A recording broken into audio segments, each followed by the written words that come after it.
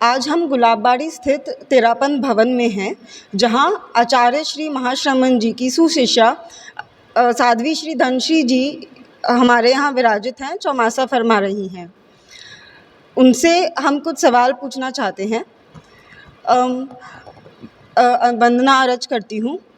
आज की युवा पीढ़ी वेस्टर्न कल्चर को अडॉप्ट कर रही है और हमारी सांस्कृतिक कल्चर से दूर जाती जा रही है, तो उनको हम क्या संदेश दे सकते हैं कि जिनसे वो वापस हमारी संस्कृति को की तरफ आकर्षित हो पाएं?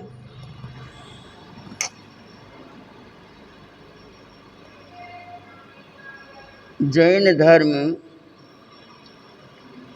वीतराग धर्म है, जहाँ अनेक धाराएं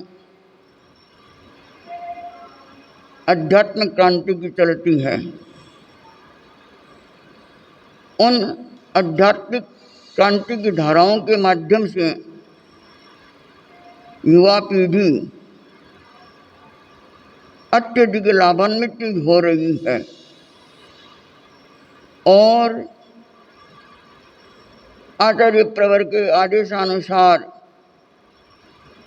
देश में विदेश में अनेक प्रकार से तात्विक ज्ञान का, सामायिक संबर का, 12 व्रतों का बहुत ही प्रचार प्रसार युवा पीढ़ी के माध्यम से हो रहा है।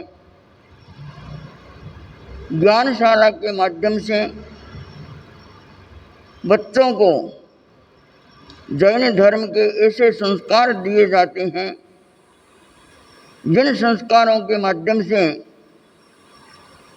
उनका खान पान भी सुधर गया, उनका रहन सहन भी सुधर गया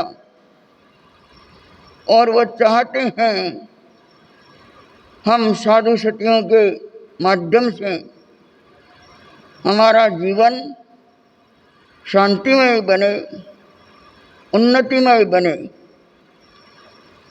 कई प्रकार की व्यवस्था हो सकती है, ज़्यादा अध्ययन का भी भार रहता है, अनेक प्रकार की डिग्रियों में जाने का चिंतन रहता है और साथ में आगे से आगे किसी भी पोस्ट पर आने का भी चिंतन रहता है।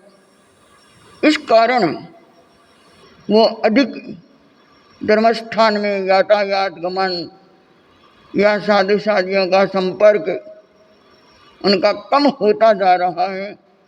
मगर ऐसी बात नहीं है कि पाश्चात्य संस्कृति ही उन पर कोई हावी हो रही है। उनके जीवन में ऐसे संस्कार है, पूर्वजों के संस्कार है, जन्मजात विरासत के मिले हुए संस्कार हैं। उन संस्कारों के माध्यम से वो संवत्सरी जैसे महापर्व पर उपवास भी करते हैं और व्याख्यान आदि सुनने का भी लाभ लेते हैं, अनेक प्रकार की व्यवस्थाओं में भी भाग लेते हैं और अनेक प्रकार से अपनी ओर से कार्यक्रम भी करते हैं।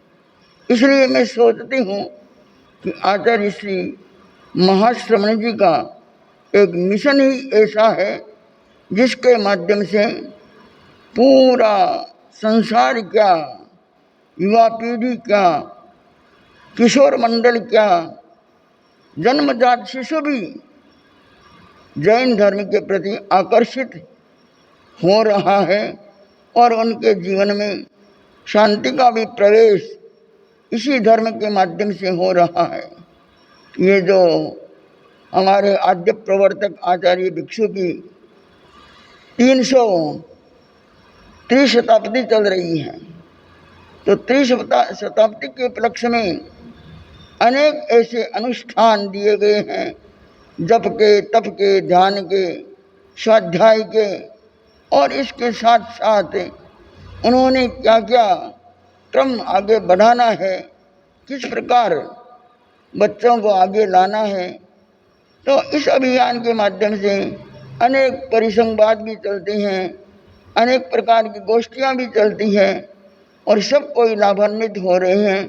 ऐसी बात नहीं है कि पाश्चात्य संस्कृति उन पर इतनी हावी नहीं है, मगर कुछ न कुछ हो सकता है। यह एक संक्रमण, विचारों का भी संक्रमण होता है, वाइब्रेशन का भी संक्रमण होता है, पर जैन धर्म को भूलने वाले नहीं है। इसलिए मैं कहना चाहती हूँ कि आचार्य प्रवर का एक ऐसा दिया हुआ अभियान है जिससे हर युवा पीढ़ी इस ओर आकर्षित हो रही है और हजारों युवा लोग इस जैन धर्म के प्रति आकर्षित होकर अच्छे से अच्छा काम व्रतों का, अध्यात्म का कर रहे हैं और उस ओर हर संस्था को, हर मंडल को आगे बढ़ा रहे हैं। आप हमारी युवा पीढ़ी को इस चातुर्मास के लिए क्या संदेश देना चाहेंगे? वैसे तो चातुर्मास हर हमेश आता है और चातुर्मास के माध्यम से लोग उपवास, तपस्या, जप तप में भाग लेते हैं। मैं चाहती हूँ कि ठीक है, ये क्रम उपासना का क्रम चलता है, उपासना क्रम के साथ साथ उनकी ज्ञान की लो जागृत हो, भीतर में अध्यात्म की क्रांति हो। इसलिए ज़्यादा से ज़्यादा ऐसा साहित्य, हमारे भिक्षु स्वामी जी का साहित्य, आचार्यों का साहित्य, उन साहित्य के माध्यम से उनके विचारों में क्रांति आ सकती है। तो पढ़ने के बाद उस साहित्य पर चिंतन भी करना और परिवर्तन के साथ साथ उस साहित्य के प्रति अपने विचारों को भी व्यक्त करने का अधिक से अधिक ध्यान रखें, ताकि विचार व्यक्त होंगे तो आचरण में अपने आप आएंगे। तो मैं चाहती हूँ इस चातुर्मास में एक ऐसी आध्यात्मिक क्रांति हो, ज़्यादा से ज़्यादा जैन धर्म के साहित्य का वाचन, उसका चिंतन और उसके आधार पर चर्चा परिचर्चा, उसका ही मनन और इसके साथ साथ उसका अध्ययन ऐसा हो कि हर व्यक्ति ध्यानस्थ हो जाए, मौनस्थ हो जाए और ज़्यादा से ज़्यादा शांति का अनुभव करे। वह सोचे हमारे जीवन में शांति ही सब कुछ है। तो मेरा लक्ष्य यही है कि हर व्यक्ति ज़्यादा से ज़्यादा सतियों का सानिध्य प्राप्त करके और साहित्य के माध्यम से, विचारों के माध्यम से, आगम वाणी के माध्यम से अपने आप का परिवर्तन करने की प्रयास करें।